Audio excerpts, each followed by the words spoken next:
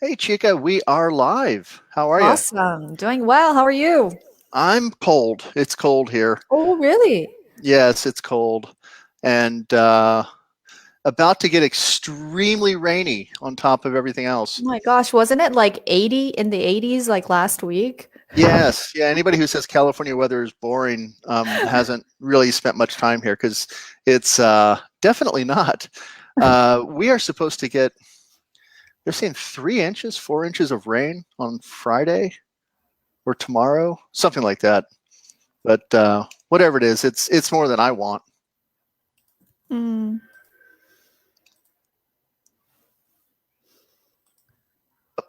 Okay, there. wow. Yeah, it's gonna be a lot, and it's getting down into the 30s at night.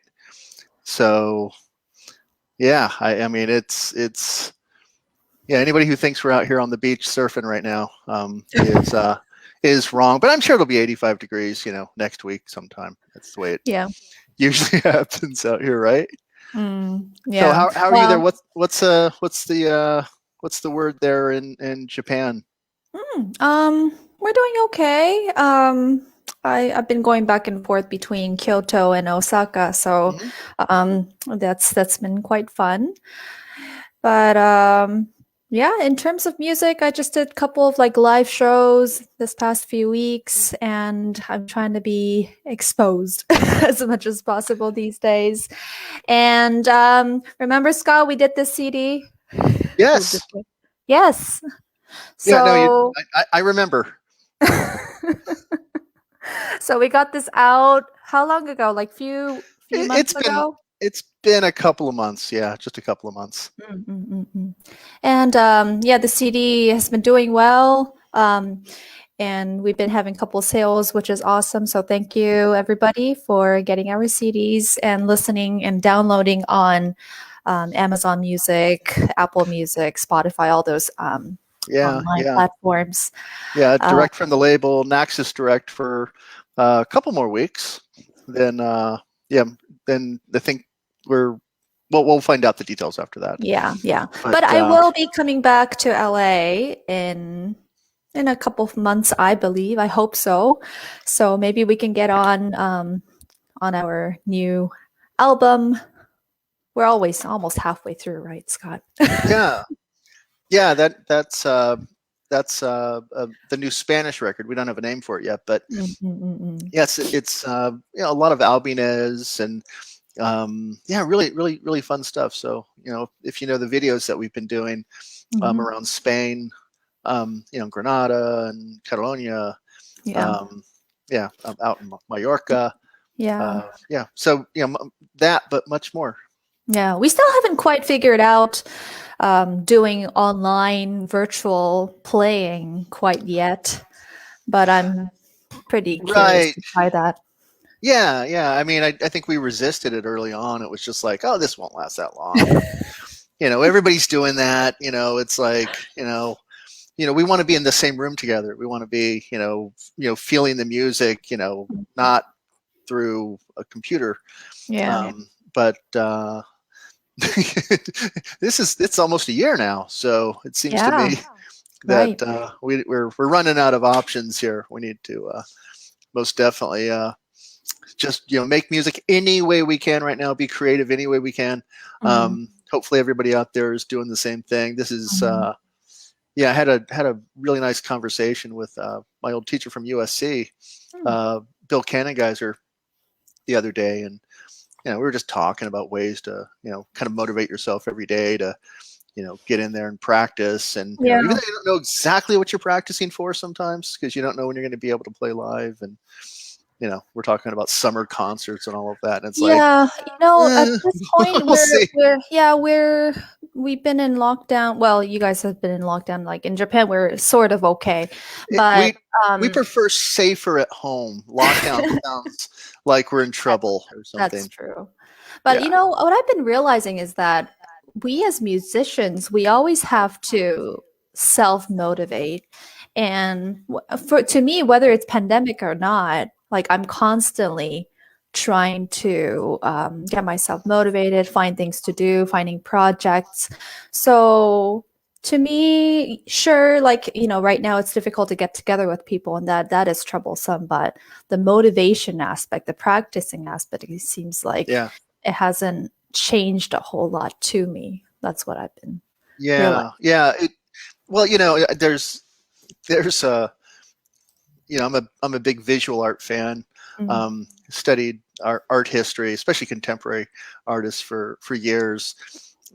Even a minor in college for me, and I like to paint things like that. But there's an artist, he does sort of photorealism, so he paints. It's paint, but it looks like photography. You actually think you're looking at a photograph, but it's not. He actually painted it. It's just that good.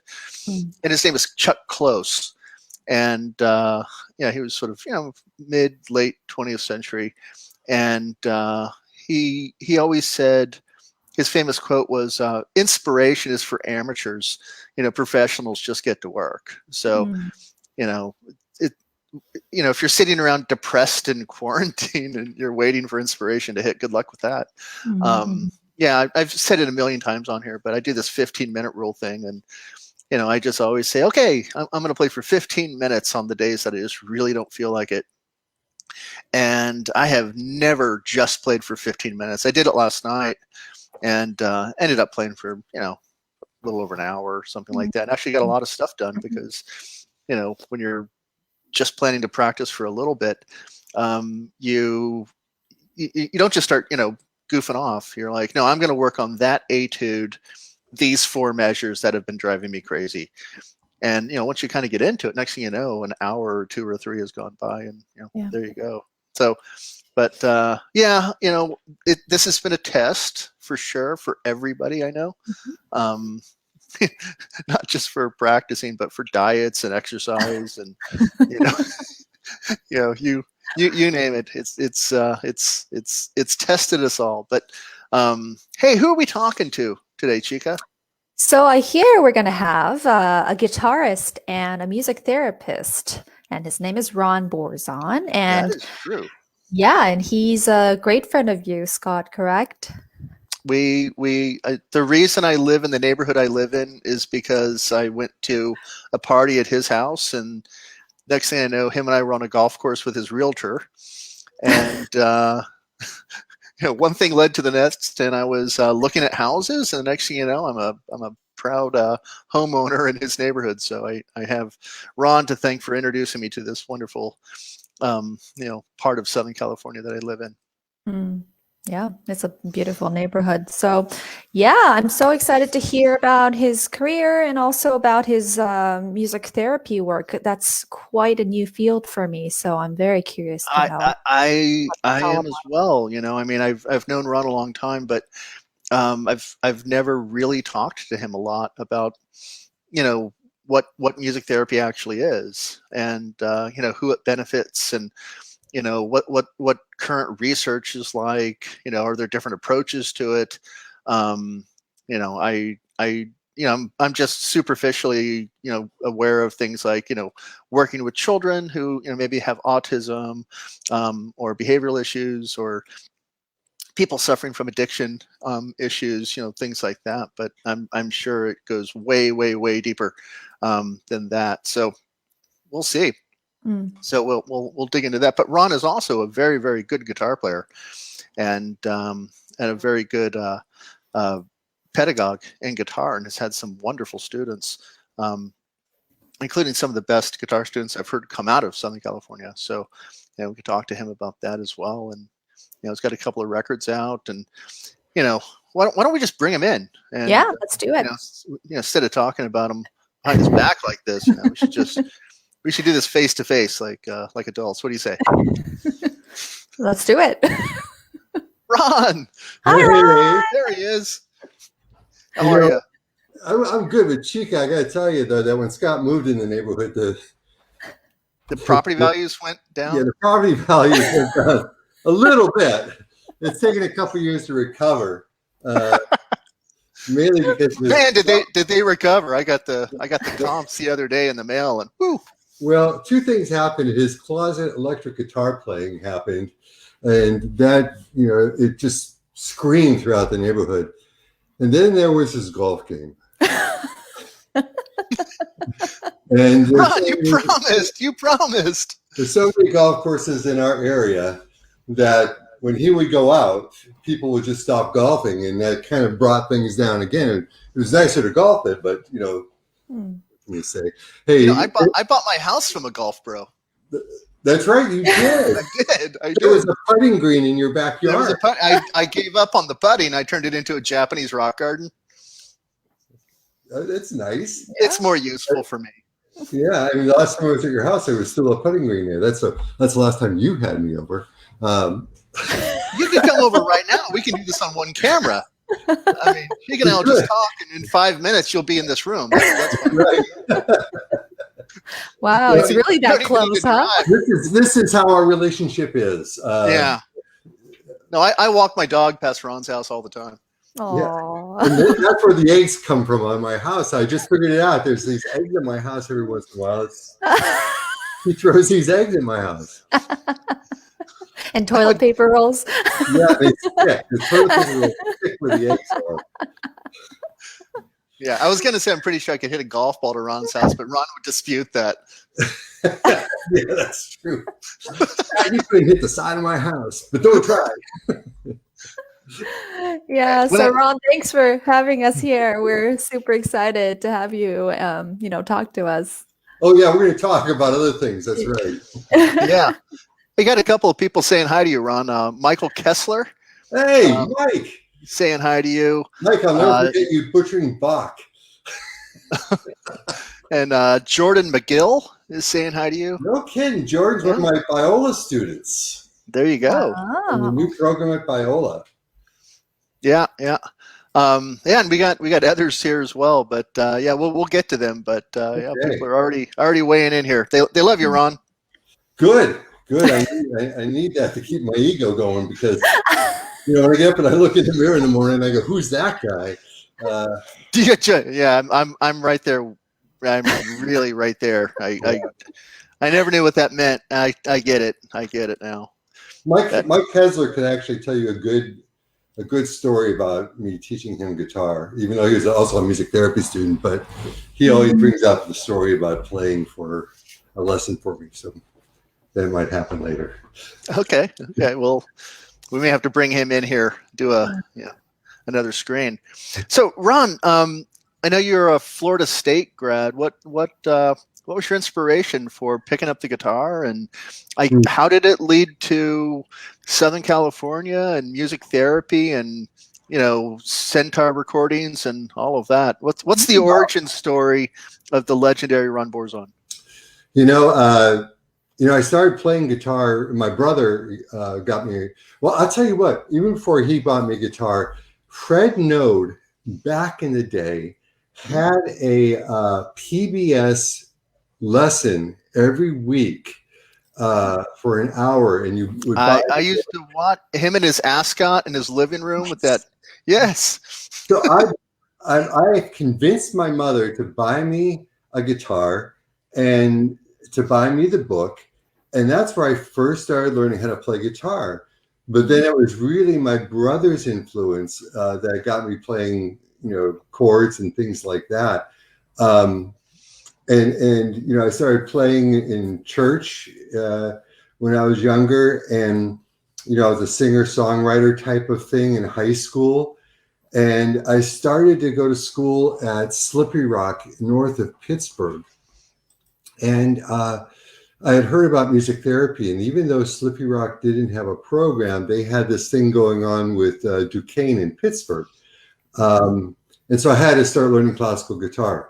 And so they arranged for us to get a guitar teacher, but I spent 2 spring breaks down in Sarasota, Florida. And I thought, why am I going to school in the snow when I could be here in Florida?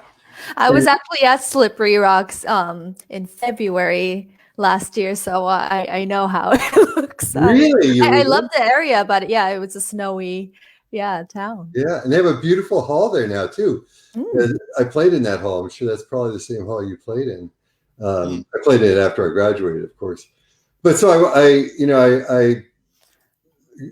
found out that Florida State had a music therapy program, and the thing about Florida State at this time with Bruce Holtzman and the music therapy program, it wasn't the Florida State music therapy and guitar program that is today.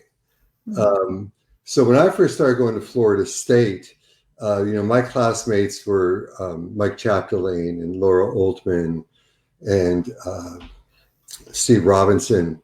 These were all the guys I went to school with. And, I was kind of like doing this double thing in music therapy. And then after I graduated in music therapy, I was allowed to do this performance certificate in guitar, which was pretty cool also. So that's how I got to Florida State, and that's how I got to know all those guys.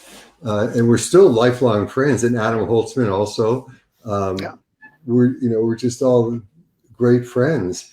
But that's where I got my schooling in music therapy, primarily as a Florida State. And then I went to Aspen School for 2 summers and studied with Oscar. And I remember you went to Aspen. I'm an Aspen alum myself. 5 summers for me. Yeah, I did 2 summers, and that was with Elliot, Oscar, and Bob Guthrie.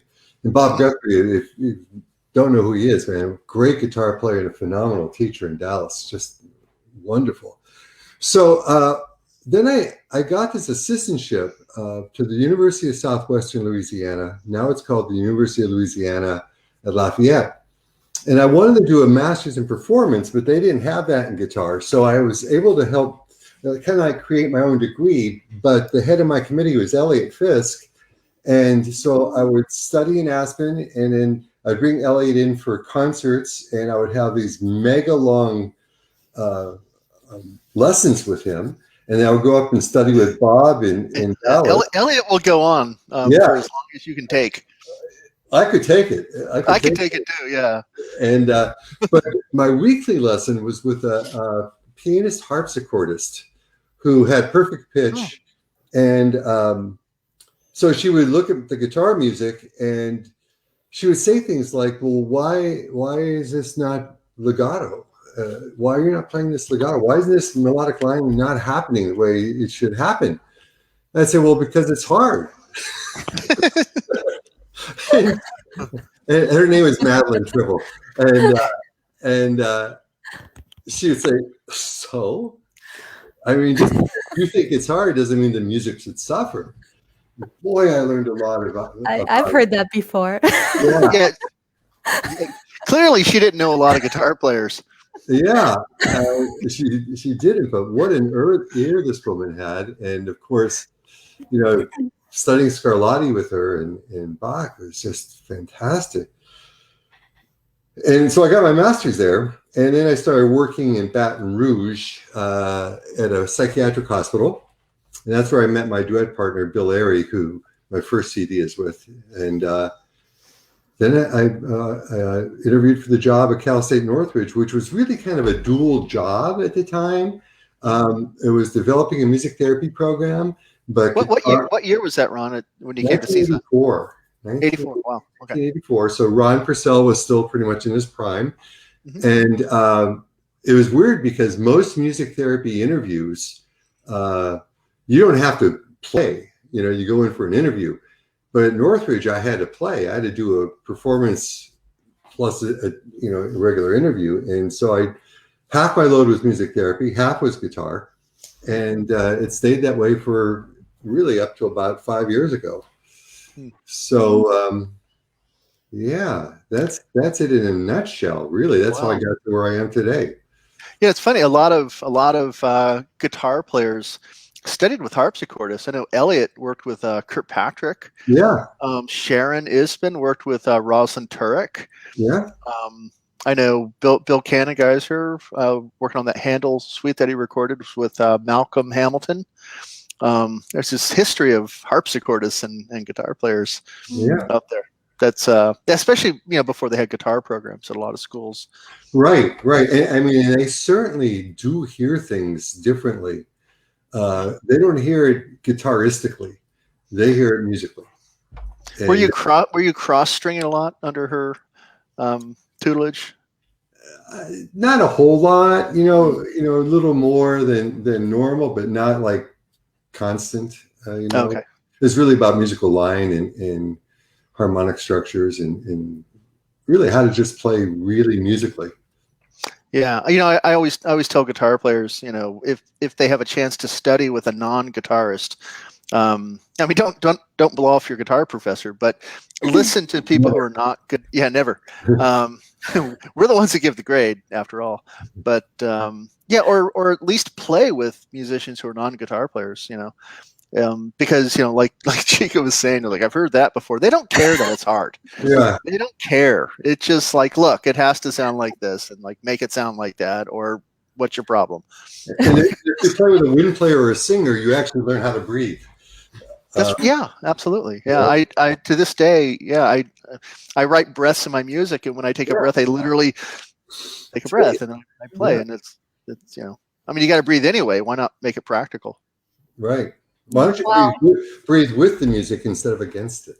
That's what I always say. That's a good way of putting it. Yeah. Yeah, absolutely. I envy you guys because you guys can, breathe and you can just eat and yeah, no, we can play guitar and smoke a cigar. Yeah, we smoke. We put it up on the hanging. Yeah, put it on the. I mean, Chika's got to wait until after the concert to start smoking. Or she just puts it in her horn when she. That's right. Fill the bell with tobacco. I can see it now. Oh my God. I don't see that happening actually anytime soon. But yeah, no, it is true. I mean, we're more free, in some ways, in other ways. Well, but you guys are, you guys have a lot going on. You got a lot going on. There's a lot happening at the same time, and in our brains too, Chika. And contrary to popular opinion about guitarists and not having many brains, we actually do. We just pretend like we don't. Yeah. Of course you do. Yeah. I mean, just, obviously we could get by on image alone, but, it's important to have some substance there as well. I think. So, Ron, I've known you a long time, but I've never really talked to you about music therapy and like what it, I mean, I know what it is, but I don't know what it is at the same time. Yeah, I think a lot of people don't know what it is. I was actually playing golf last week, and a guy says, "Oh, you teach people how to play music that, like children with disabilities, you teach them how to play music." It's like, no, it's not really what we do. I think, an easy definition of music therapy would be using music to help people enhance their lives. That's, that, and there's a relationship that's formed between you and whatever client you have through the music. And I was actually giving a lecture today to my Biola students, and we were talking about trust and rapport. And the thing I ended with that lecture was that music doesn't lie. And so many people have been, misled by words and by other things, but music doesn't lie. And so this idea that music can create this bridge between me and a woman who's been sexually traumatized by a male, and I am a male, but music can bridge us so that I'm not viewed as a male anymore. I'm viewed as something bringing music to her. But just to give you the idea, the scope of music therapy, that it's used all the way from prenatal and birth. There's a music therapist that specializes in birth and music therapy in Orange County and gives classes on it, all the way to the end of life, where there are music therapists who are bedside with family members, helping them and the family member who's crossing over exist in that moment together through music and not words.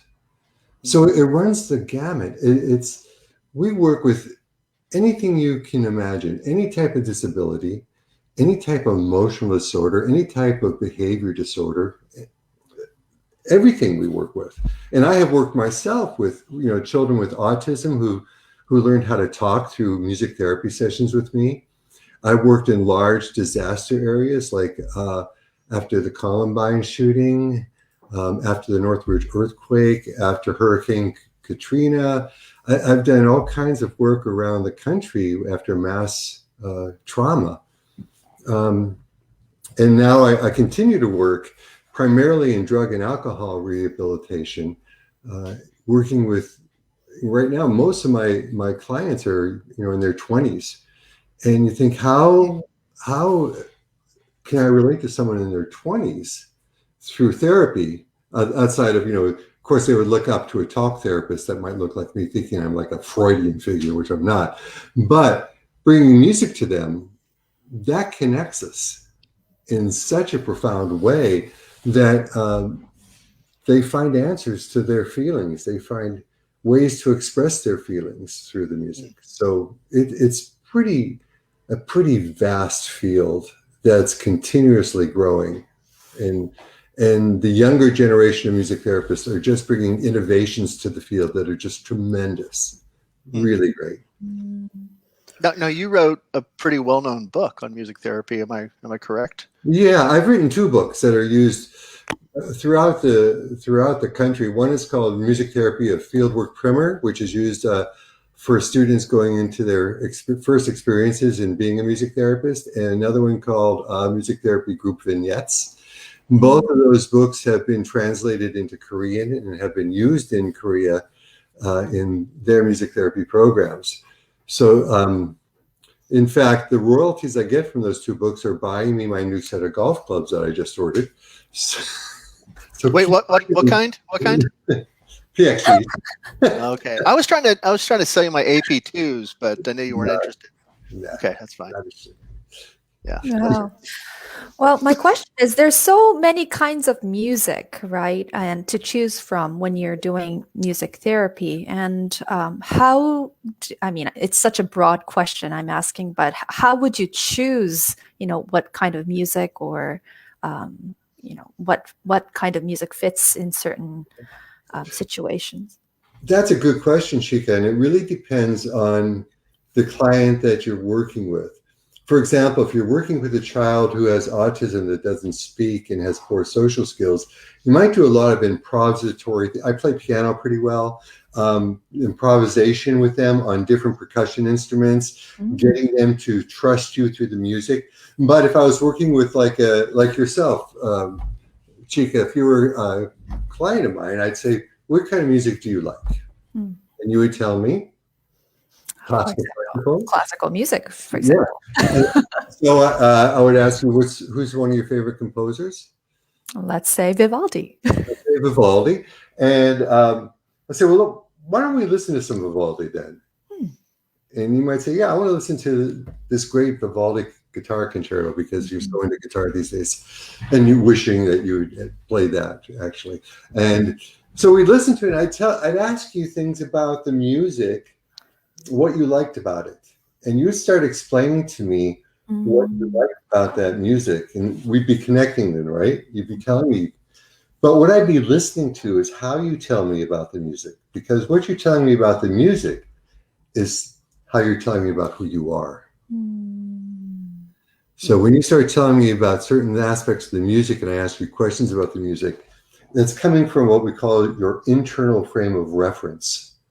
And that frame of reference is not really talking about the music. It's talking about who you are.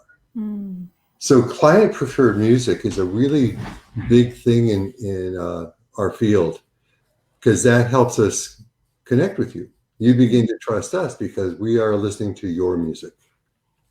I see. Wow. So you're yeah, sorry, Chika. No. So you're using music as a way to connect with them to then figure out how to proceed from there.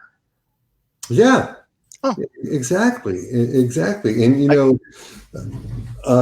Chika wasn't a musician, I might start introducing some instruments to her that are very easy to play, some pentatonic xylophones, or just play the white keys on the piano, and let's just see what happens. Or let's take this song and break it down and fill in the blanks, and then let's write your own song. Let's choose a topic and let me help you write your song. Then let's record it. Let's orchestrate it. Yeah. Probably most of the people in my life I've connected to because of music, and then you make a deeper connection after that. So I guess in a way, even without being a client of a music therapist, maybe music was my therapy in some way. Mm-hmm.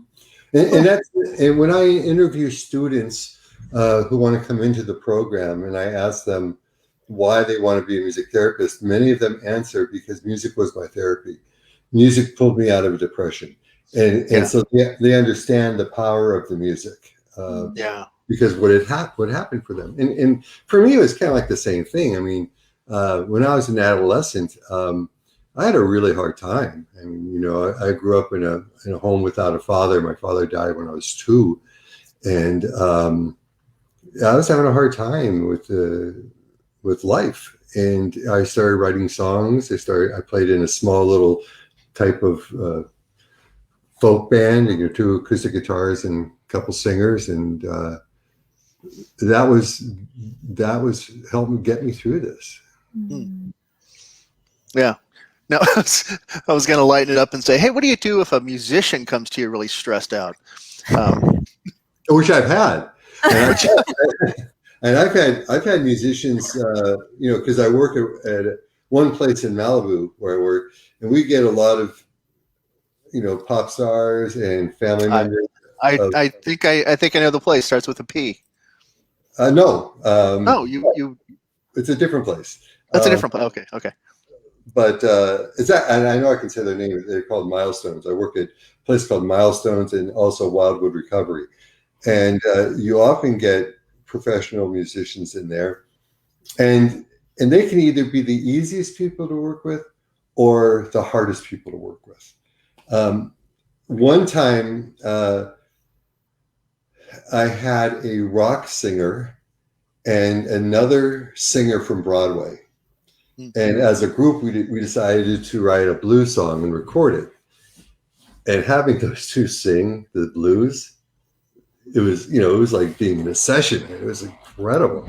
And so that's an example of 2 musicians who were open to the process of being in a music therapy session. While others feel like I'm a professional musician, I don't need you. I don't want to do this. Yeah. Huh. Yeah, that's really cool that even a professional musician could benefit from music therapy, and maybe that changes their relationship with music forever, which is a good thing because that's probably at least part of what the issue was in the first place, right? Well, yeah, I mean, this is a drug and alcohol rehab, so they have those issues. But they now look at music in a whole completely different way, and they're experiencing music with a group, mainly usually of non-musicians, in a completely different way, who are also supporting them musically in this recording or in whatever we're doing. Mm-hmm. Yeah, that's really cool. I'm curious to know. I mean, I know. I remember you talking about interviewing people for the program over at CSUN and being really impressed that you would just go through days of interviews with people because there were so many people wanting to get into this. I guess two questions. You mentioned a little bit, what brings people to want to become a music therapist, and then what do most of them end up doing after? I mean, you're obviously in an elite position yourself, but I guess I'm wondering what your kind of average music therapy program grad ends up doing professionally.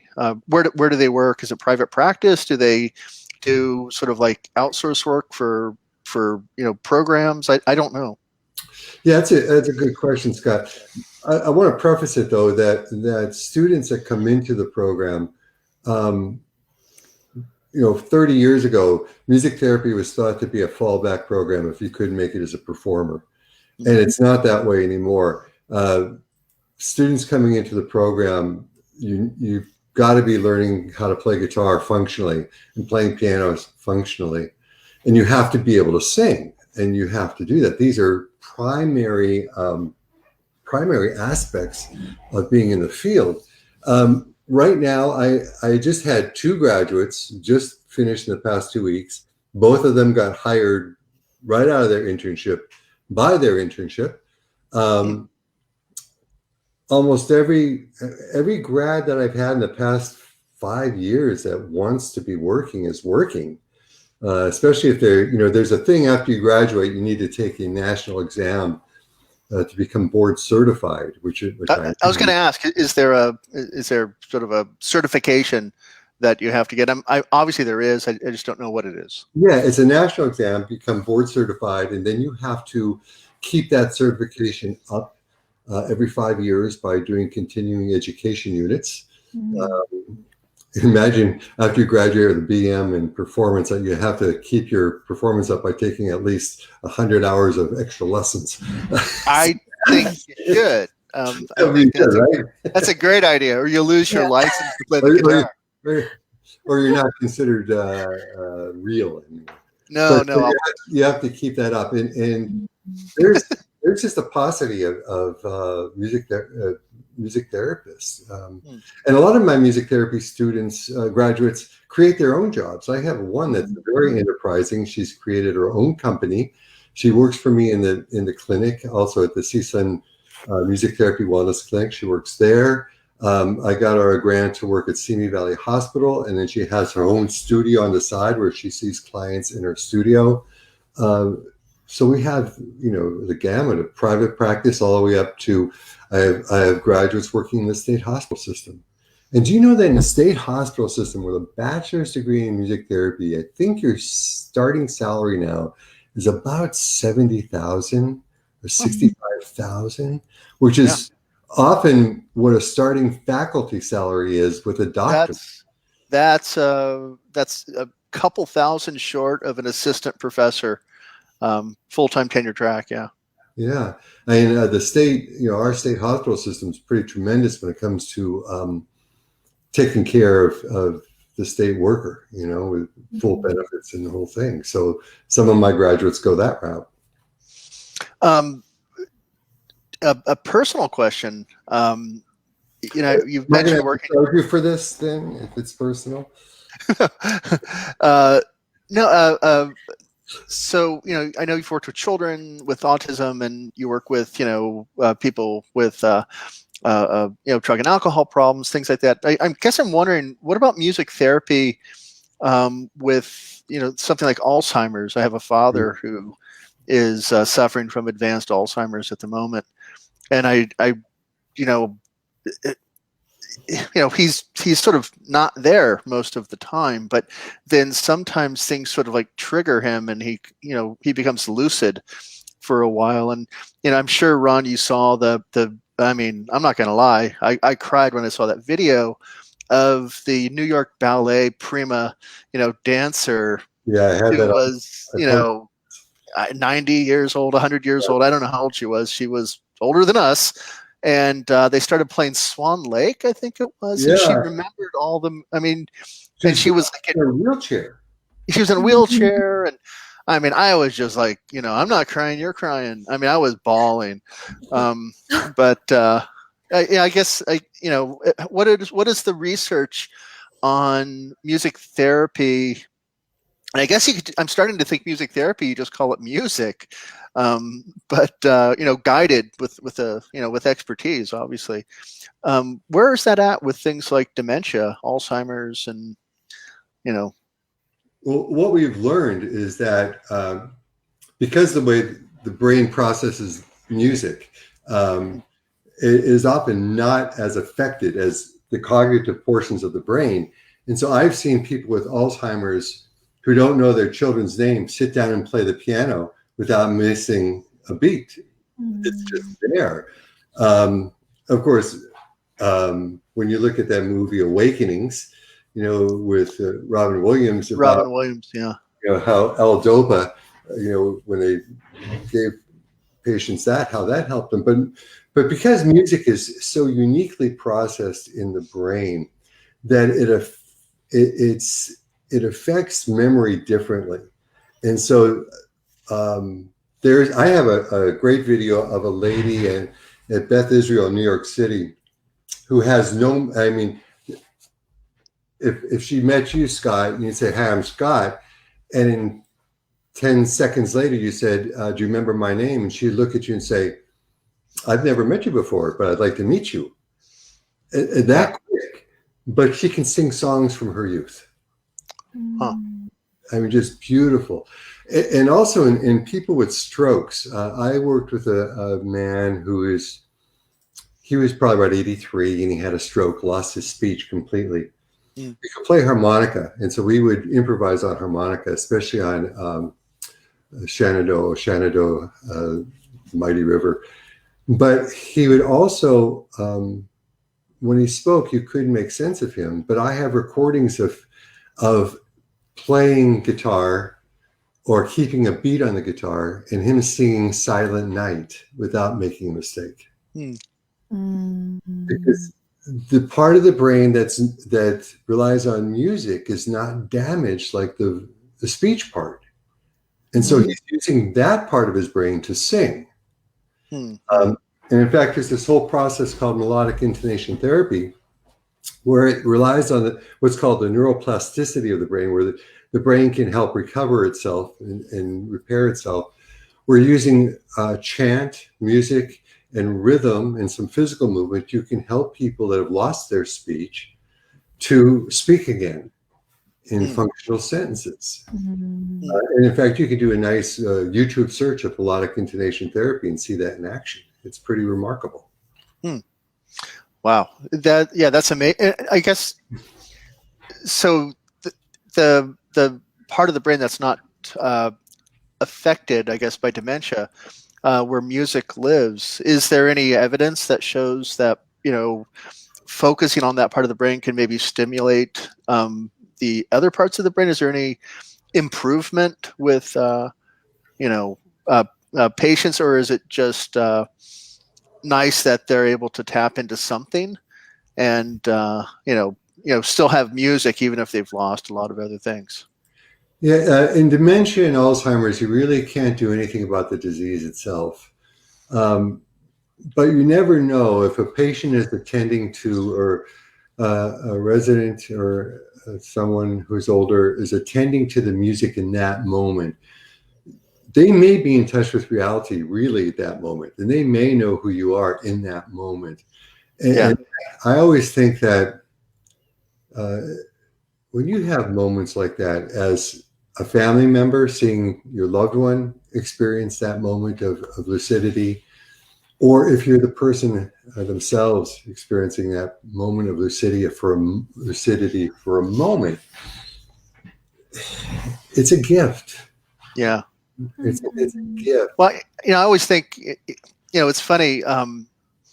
I've got a terrible memory when it comes to like, hey, what do you do in the summer of '84 or something like that? It's like, I don't know. I probably mowed the lawn and went to the pool a lot and rode my bike and got into trouble. But then I go, oh no, that was the year. That was the year that Van Halen record came out. That was and I actually now, once I remember that, then I start getting all of these like really clear memories of like, me with my hip Sony Walkman, riding down the street listening to Panama, and then suddenly all these other memories start coming back, and it's funny. I could do that for almost every year of my life if all I have to do is remember what the music was. What was the soundtrack for that year? Carl Jung had a great thing about saying about memories. He said, if you watch a car drive down the street and then it turns behind a building and you don't see it anymore, doesn't mean the car ceases to exist. It's still there. You just can't see it anymore.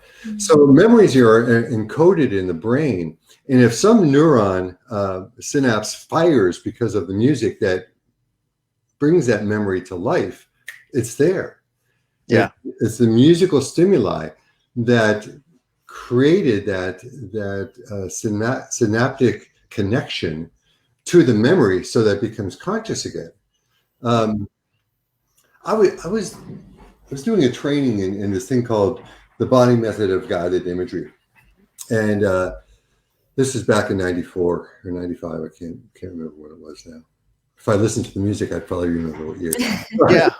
But I was doing this imagery thing with another participant, and she was going through the process, and I was guiding her through this process with classical music.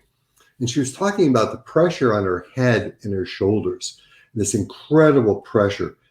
And she kept saying it's in pressure and pressure. And then all of a sudden she saw this bright light. And the pressure was being relieved as she went into this bright light. And we could only process it as some primitive memory of possibly being born because of the pressure on the head and the shoulders, and then being in the light.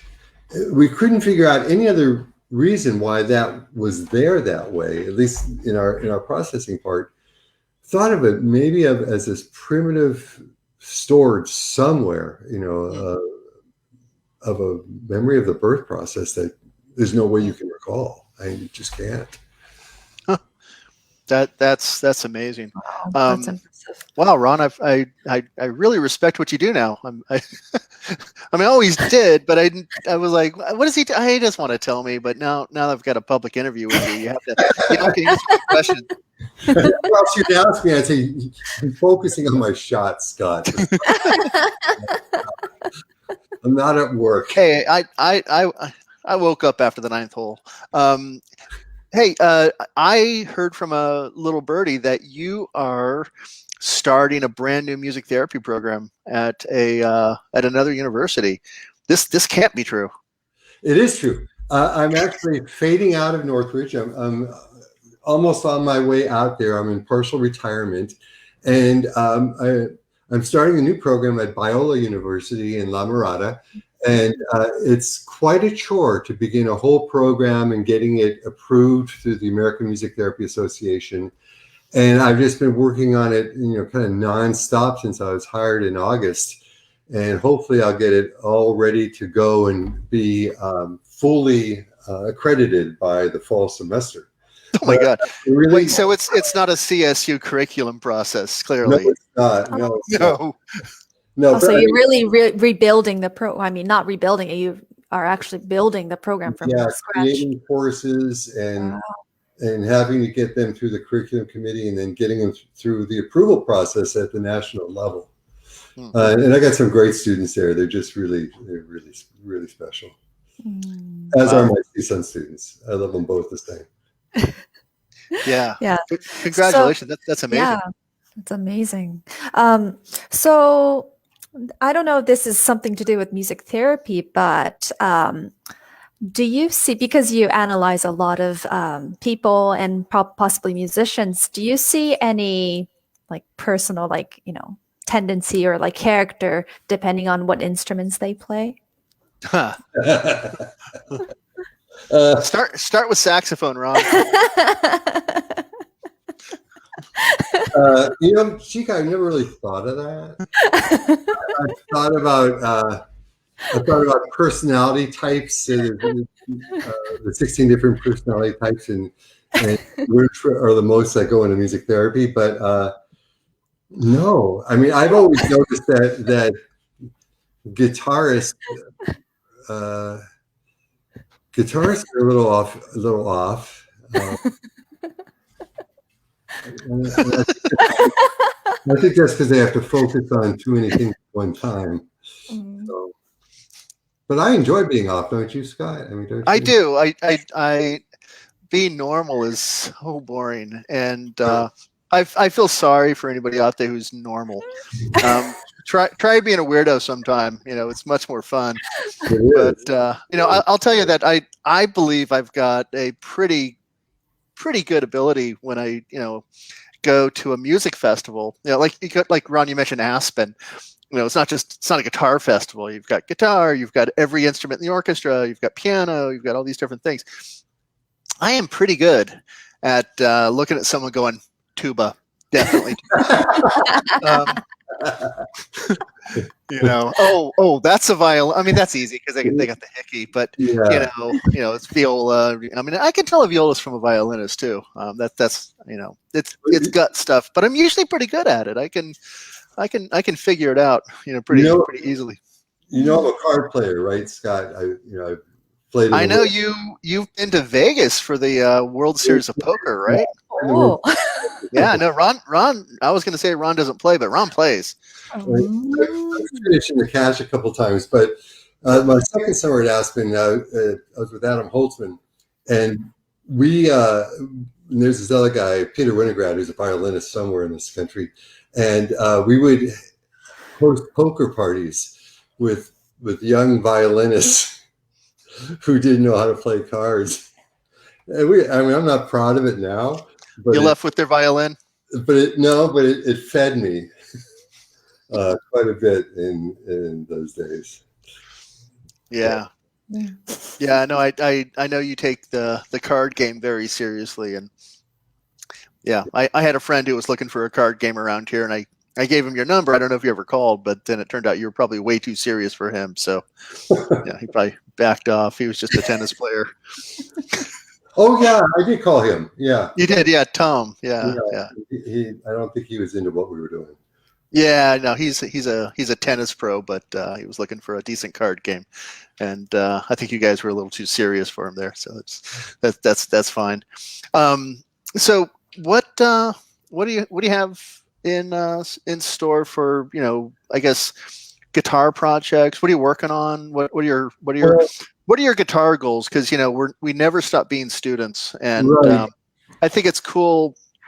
Because we have a lot of our students who watch these videos that we make, and I think some of them think that it's like you graduate from college and you get a career and you start making money and you have a nice house and you have a nice car and all of that, and then you just don't, like the work is done. Now you can just sort of like just enjoy it, and that's not the way it works at all. No. Actually, last year at this time, my old duet partner who I did the 12 strings CD with, we decided that we were going to do a reunion concert. Oh. And we were going to do it in Baton Rouge, Louisiana, and come out and do it here. And so we practiced pretty hard in the spring, and then he was going to come out again in April, but then COVID hit, and everything got put on hold. So I was really practicing a lot of the duet music that we were going to do. What I like to do now is I love to just read through Bach. I do that more than anything. Is I'll pick up a cello suite and I'll start reading through it, and then I'll start changing it and taking bass notes out and things like that. I think I get lost in reading through Bach and then actually starting to try to play the piece and perfect it. That's what I love to do right now, since I can't do that recital. So the other thing I want to do is play some duets with you. Well, you know where I live. You've got my number. Yeah, that's not. I mean, we've been threatening to do that for years. I think every year you talk to me about a faculty recital, but then you never call and you do the recital without me, so it's fine. Yeah, I haven't done a recital in several years. When we did it with me and Steve Thatchick, John Dearman, and Brian Fasola, and Kate Lewis. Kate Lewis, who went to England. We did a great faculty recital at Northridge. Yeah. I'm just surprised you two haven't played together, especially during this pandemic. You guys live so close. Yeah, we should try to, because I'm getting into my second dose of the vaccine hopefully next week. Oh, is that right? Yeah, you got to be old. You got to be old like me. Yeah, well, I'm supposed to be in phase 1B, educational sector. When is that? Sometime between now and 10 years from now, I think. I don't know. Nobody can really say, and I have no idea where to sign up or where to go or anything like that. But hopefully soon. Left in the audience out there? What's that? Anybody left in the audience? Yeah. Actually, Helen made a really good point about, why certain musicians, why certain people gravitate to certain instruments. And she wrote something really, really nice. Instruments have personality, and the timbre is part of the choice of the musician. So, that's very, very cool. Helen's my wife, by the way. Yeah. People don't know who Helen is. Barney, one of Chika's saxophone students, would like to know what your feelings on things like Alexander technique are, and if there's any crossover with music therapy at all. I know that's more of a musculoskeletal kind of thing, not really a psychological thing. But yeah, I mean, Alexander technique is great for performers. I never took the class myself, but I knew the person that taught it at CSUN, and all the guitarists that took it loved it. So I think that's, whatever you can do to arm yourself to be the best player that you can be, so that you're in the music completely and not worried about your body or worried about the audience. Whatever you need to do that, I say do it, because the music, I mean, I'm preaching to all of you, the choir, but music was given to us to, not for our pleasure, but to share with the world, to affect other people, and not just in a music therapy way, in a performance way. And I much rather go to a concert where the musician makes 4 or 5 mistakes, but just blows me away with their musicianship, rather than hearing yeah.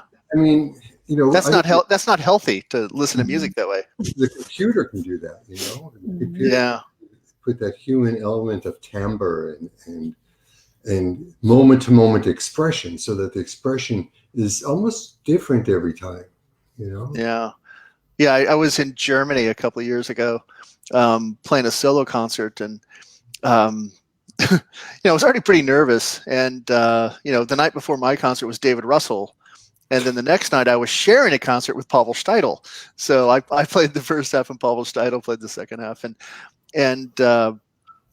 I was talking to some of the students, because we're all kind of like stuck in this place outside of Dusseldorf for 2 weeks. And I said, I didn't go to Russell because I just like, if I see Russell tonight, tomorrow, I'm going to be way too in my head. I just need to stay home and meditate and breathe and, practice slow scales or something. I said, so how was the concert? He goes, it was good, but he made 27 mistakes. I was like, what is wrong with you? What are you, a sports commentator? You missed the concert, dude. Yeah. That's all I can think. Yeah, you're listening wrong. So I don't understand people who think like that. But talking to you, music. Anybody who thinks like, oh, music is this superficial, entertainment for people who, are, just bored or something like that. What you're doing really makes an argument that can't really be, debunked at all. Mm-hmm. That music is important. It's powerful. It changes lives, and we need it. Mm. And I that really makes me as a professional musician feel. I mean, I always felt like I was on a mission, but that really makes me feel like, what we do is actually important. Mm. As much as being a I don't know. I don't want to compare it to any other profession because I'll get in trouble. He compared it to being a Marine. No, I did not. No, but we musicians have to keep reminded of that too, because yes. You constantly keep practicing, and you're just in your practice room just playing or doing other work. We just forget how important it is to play for other people and share the music. There's a great quote by Plato where he said that music was given to us by the muses, not for irrational pleasure as it is now used, but to something with the soul, to reinstate the harmony of the soul when it's lost its way, or something like that. Yes, that's the Greeks. They, of course, sure. Helen would love quoted a Greek. Yeah. Of course, Plato was talking about how good certain types of music could, make a good person do bad things, or a bad person do good things. I mean, it could actually change who you were. But growing up listening to heavy metal, I can say that's not true. I never once seriously worshipped the devil. Never.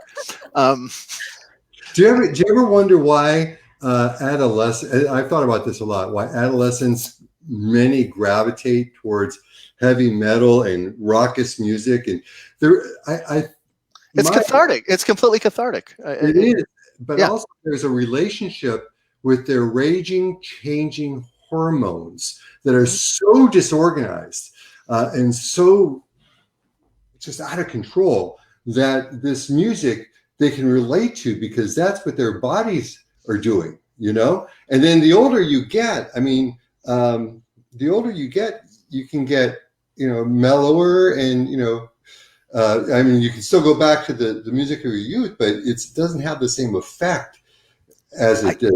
You know, I stayed up last night watching King Diamond's Abigail live concert, and I've got Nine Inch Nails playing in the car right now. So I don't know what that says about me, but yeah, I still like that stuff a lot.